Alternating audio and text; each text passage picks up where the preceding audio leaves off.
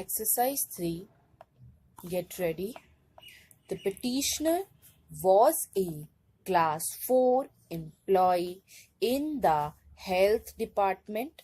According to the respondents, she was to retire on 31st July 2007 as her date of birth according to the medical certificate was 13th July 1947, and since she was allowed to continue beyond the said period, an order was passed on 7th January 2008 retiring her from service forthwith a further direction of recovery of the amount of salary obtained by her after 31st July 2007. It is this order which is under challenge by the petitioner on the ground that the impingement order is founded on the strength of records which would not alter the status of the petitioner, and that no information was given to the petitioner about any alteration in the date of birth as recorded in the service book.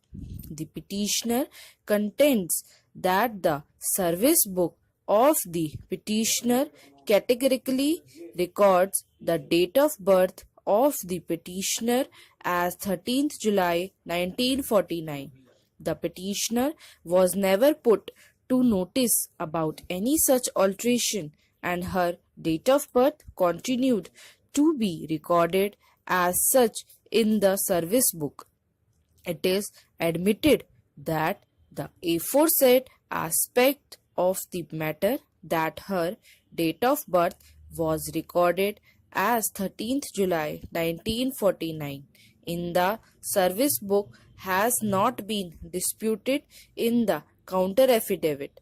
It is submitted that in the absence of any such alteration made therein, the respondents could not have proceeded to pass the impingement order.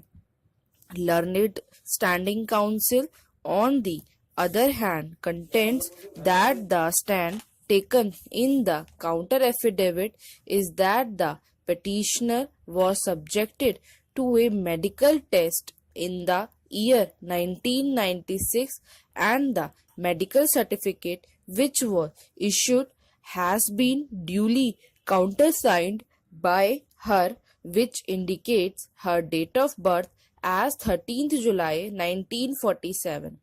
On the strength of the said document, it is urged that the impingement order has been rightly passed, as the petitioner was aware of her date of birth as 13th July 1947, and she cannot now be permitted to challenge the same. It is further indicated in the counter affidavit that during an inspection, the aforesaid fact came to the notice of the authorities, whereafter action was taken, and an order had already been passed to refund the salary which has been paid in excess for the period beyond 31st July 2007. Before expressing any opinion in the merits of the impingement order, it would not appropriate to record that when the field is already occupied by a statutory rule, then the authority ought to have noticed the same before having proceeded to take any action. The impingement order nowhere indicates the consideration of the 1974 rules referred to herein above. It appears that the date of birth which was mentioned in the medical certificate dated 23rd April 1996 has been taken to be conclusive proof of the date of birth of the petitioner.